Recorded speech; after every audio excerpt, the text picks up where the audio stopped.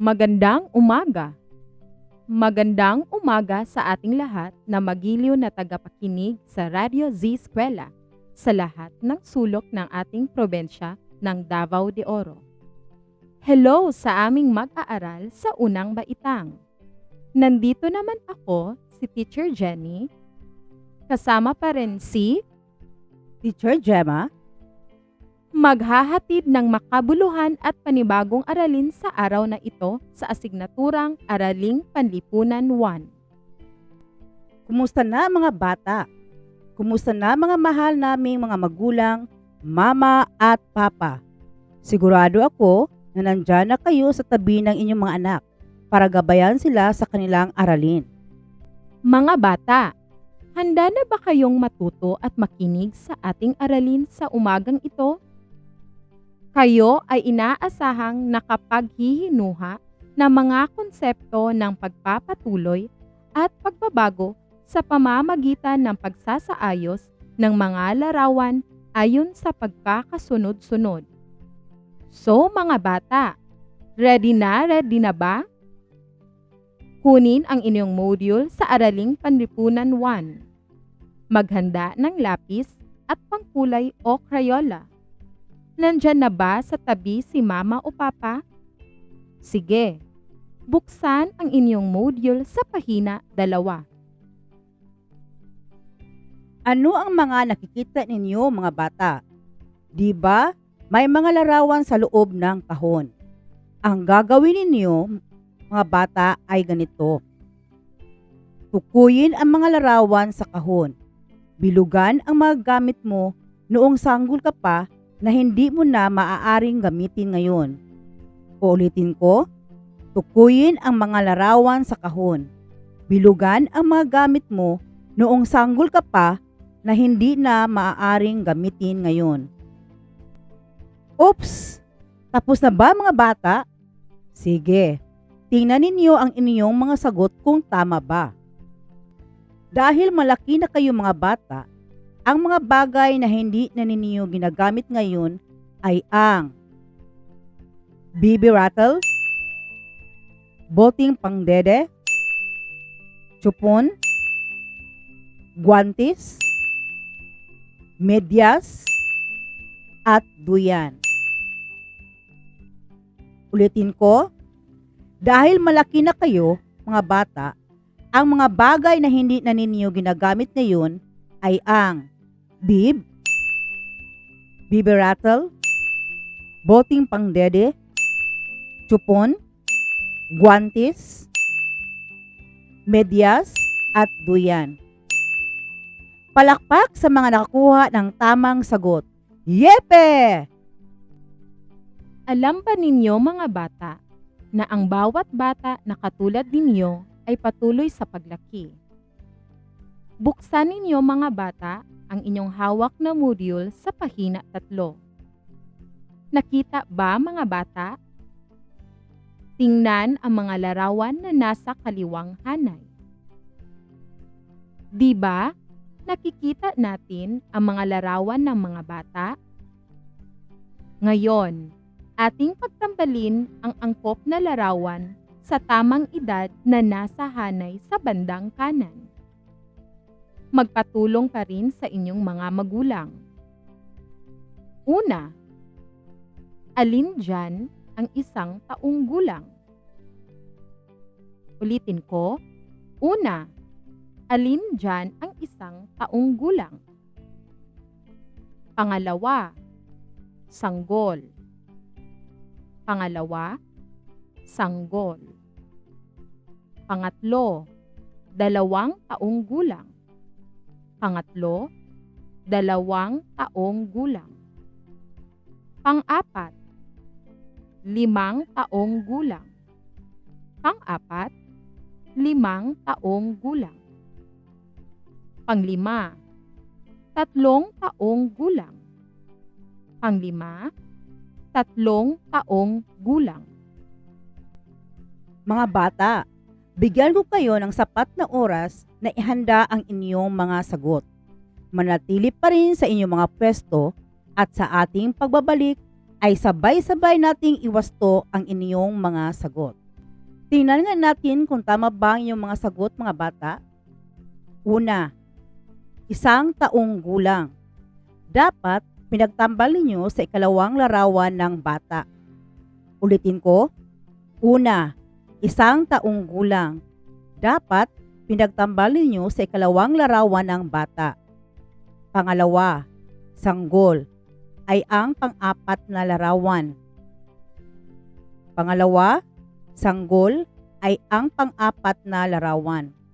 Pangatlo, 2 taong gulang, nasa pangatlong larawan. Pangatlo, 2 taong gulang, nasa pangatlong larawan. Pang-apat, 5 taong gulang ay ang unang larawan. Pang-apat, 5 taong gulang ay ang unang larawan. At panglima, 3 taong gulang ay ang panglimang larawan. Panglima, 3 taong gulang ay ang panglimang larawan. Nakakuha pa kayo ng tamang sagot mga bata? Kung gayon, magaling! Alam niyo ba na ang bawat bata na katulad ninyo ay patuloy sa paglaki? Iba't ibang pagbabago ang nangyayari sa kanyang buhay habang lumalaki. Nagbabago ang kanyang mga gamit at nagbabago rin ang kanyang mga pangangailangan. Ang leksyon natin ngayong umaga ay tungkol sa nagbabago ako. Mga bata, gusto ba ninyo na makinig ng isang kwento? Sige, ihanda ang sarili mga bata at buksan ang module sa pahina 4 at 5. Ang kwento natin ay tungkol sa isang bata na katulad ninyo na may pangalan na Janela. Pero, bago natin pakinggan ang kwento, basahin muna natin ang mga katanungan na inyong sasagutan matapos mapakinggan ang kwento. Una, sino ang masayang bumangon? Ulitin ko, sino ang masayang bumangon? Pangalawa, ano ang nais niyang isuot sa larawan na kanyang pinsan? Pangalawa, ano ang nais niyang isuot sa larawan na kanyang pinsan? Handa na bang makinig mga bata? Ating tuklasin at ating pakinggan. Narito ang kwento. Ang blusa at palda ni Janela. Isinulat ni Bernadette A. Agustin. Linggo ng umaga. Masayang bumangon si Janela. Kaarawan ngayon ng pinsan niyang si Luna. Nagagalak siyang maisuot ang paborito niyang palda at blusa. Pagkatapos maligo, dali-daling nagtungo siya sa kanyang cabinet upang kunin ang paboritong damit.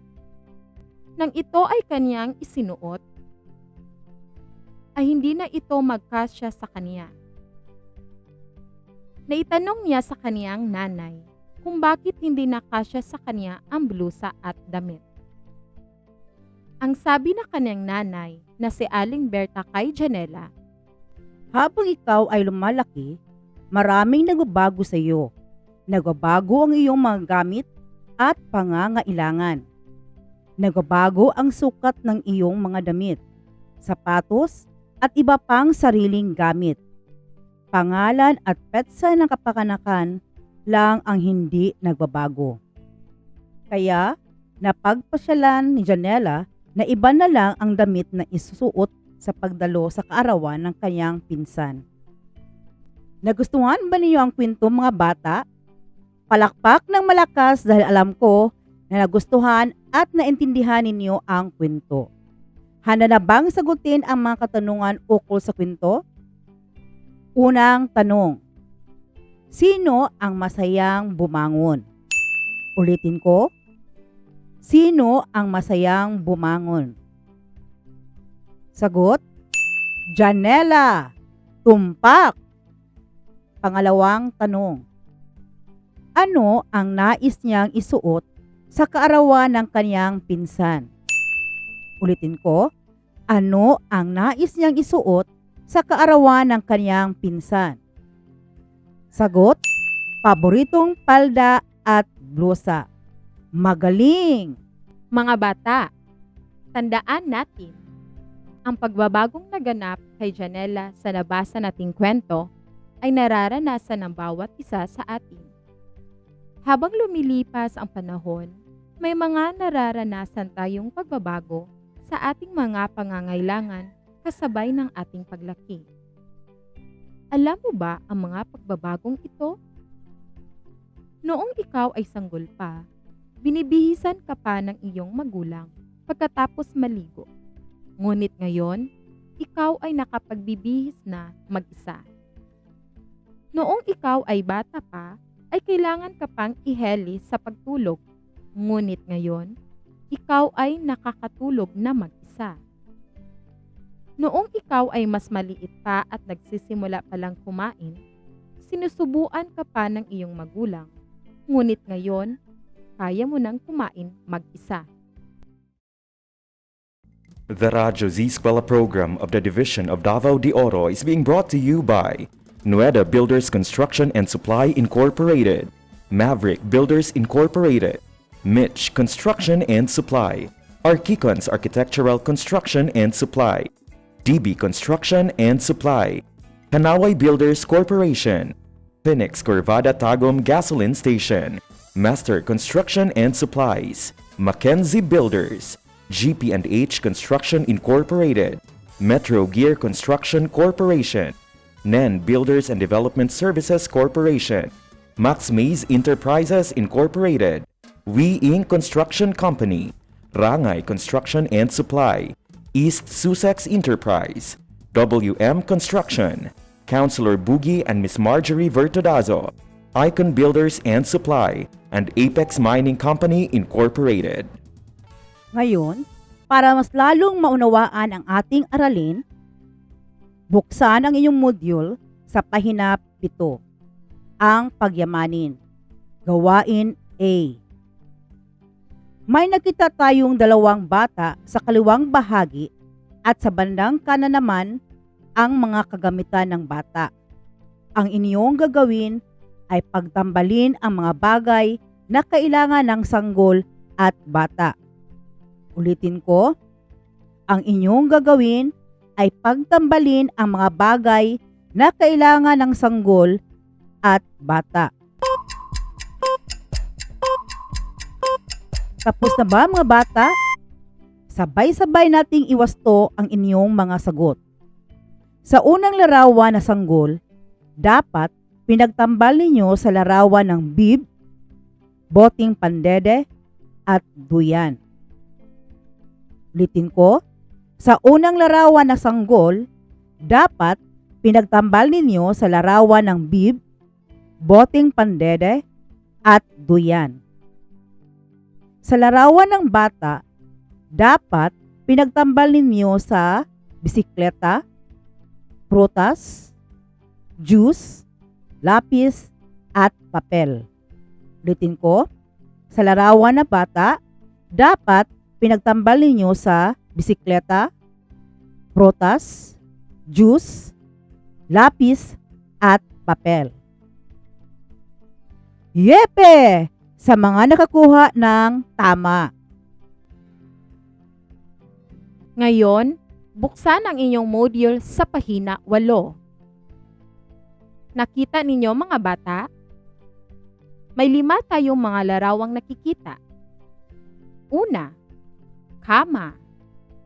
Pangalawa, bib. Pangatlo, t-shirt. Pang-4, payong. Pang-5, boteng pandede. Ang inyong gawin ay lagyan ng check ang mga gamit mo sa kasalukuyan at ekes ang mga gamit mo noong sanggol ka. Tapos na ba mga bata? Ating iwasto ang iyong sagot. Unang larawan. Kuna. Check o X. Sagot. X. Pangalawang larawan. Bib. Check o X. Sagot. X. Pangatlong larawan. T-shirt. Check o X. Sagot. Check. Pang-apat na larawan. Payong. Check o X. Sagot. Check. Panglimang larawan. Boteng pandede. Check o X. Sagot. X. Napakadali lang, di ba mga bata? Para mas lalong mahasa ang inyong kaisipan, buksan ang module sa pahina 9. Tingnan ang mga larawan. Ngayon naman, ang inyong gawin ay kulayan ang mga larawan na ginagamit mo noong sanggol ka pa at bilugan ang mga larawan na ginagamit mo sa kasalukuyan. Ulitin ko.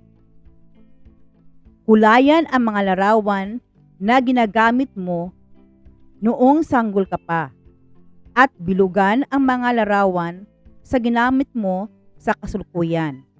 Kunin ang inyong pangkulay o Crayola mga bata upang masagot ninyo ang gawain.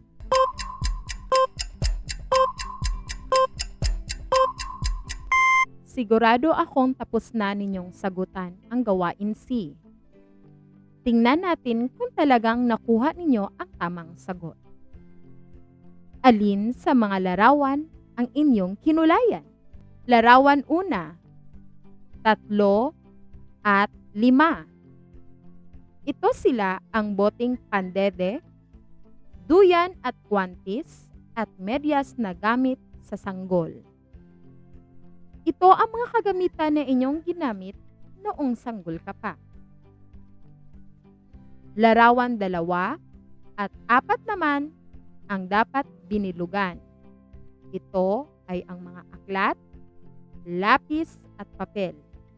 Ito ang mga kagamitang inyong ginagamit ngayon sa inyong edad o sa kasalukuyan. Mahusay, mga bata! Dumako na tayo mga bata sa sunod na pahina 10 sa isa-isip sa inyong module. Gamit ang mga salita sa loob ng kahon, puna natin ang bawat patlang ng tamang sagot. Ulitin ko, gamit ang mga salita sa loob ng kahon, puna natin ang bawat patlang ng tamang sagot. Basahin natin ang mga salita sa loob ng kahon. Sabay-sabay tayo mga bata.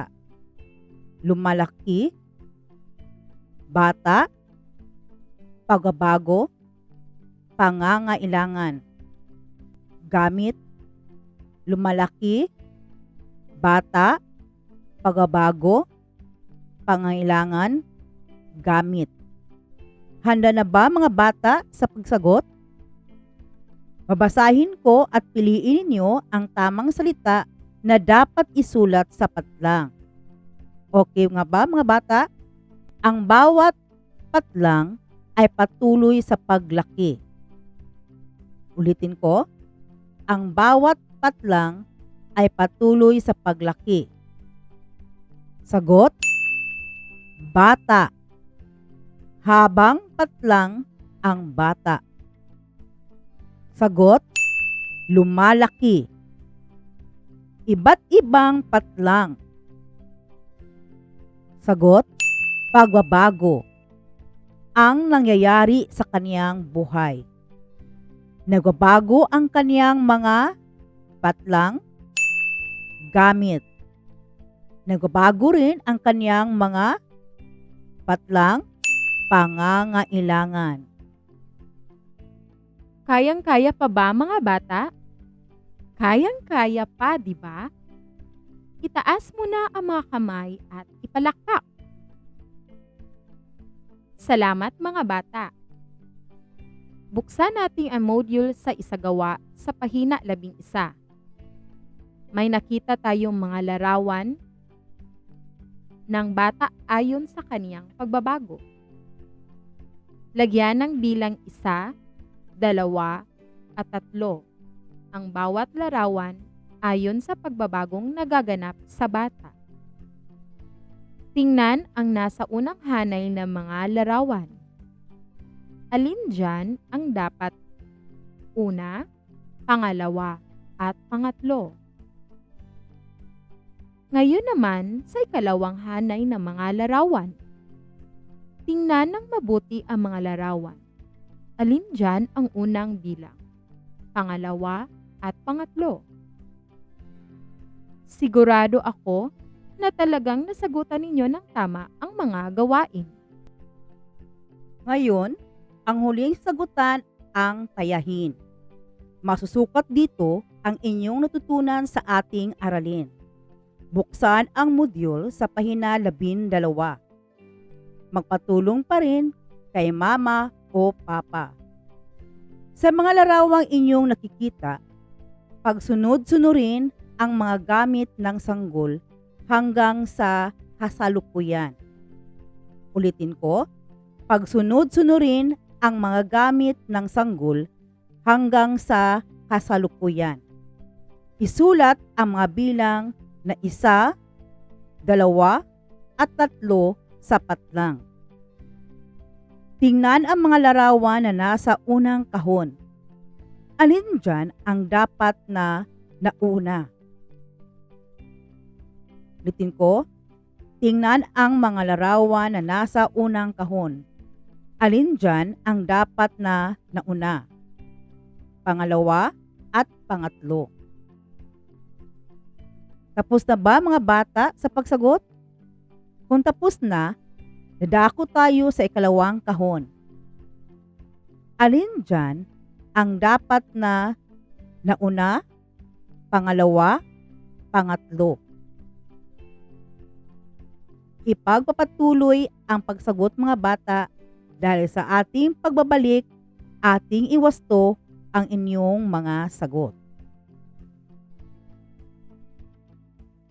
The Radyo Z Eskwela program of the Division of Davao de Oro is being brought to you by Nueda Builders Construction and Supply Incorporated, Maverick Builders Incorporated, Mitch Construction and Supply, Archicons Architectural Construction and Supply, DB Construction and Supply, Hanaway Builders Corporation, Phoenix Corvada Tagum Gasoline Station, Master Construction and Supplies, Mackenzie Builders, GP&H Construction Incorporated, Metro Gear Construction Corporation, NEN Builders and Development Services Corporation, Max Mays Enterprises Incorporated, We Inc. Construction Company, Rangay Construction and Supply, East Sussex Enterprise, WM Construction, Councilor Boogie and Miss Marjorie Vertodazo, Icon Builders and Supply, and Apex Mining Company Incorporated.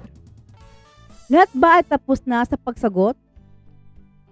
Iwasto na natin ang inyong mga sagot.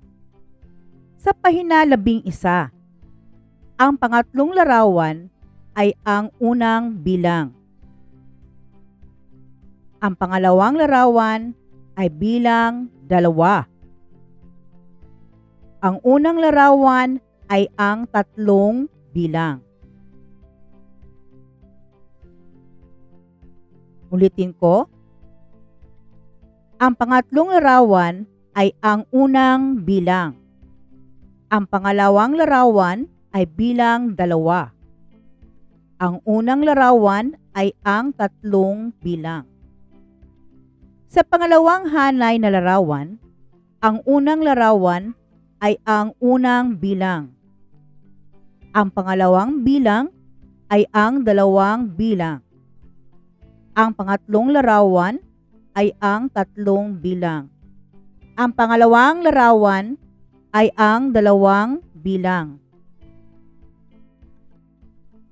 Ang pangatlong larawan ay ang bilang 3.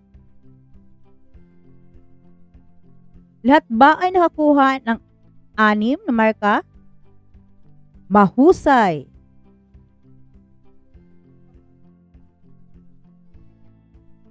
Sa pahina 12, Sa unang kahon, ang unang bilang ay ang boteng pangdede. Pangalawang bilang, sippy cup o tasang panghigop. Pangatlong bilang ay baso. Ulitin ko, sa unang kahon, ang unang bilang ay ang boteng pangdede.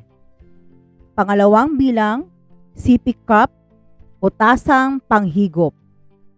Pangatlong bilang ay baso.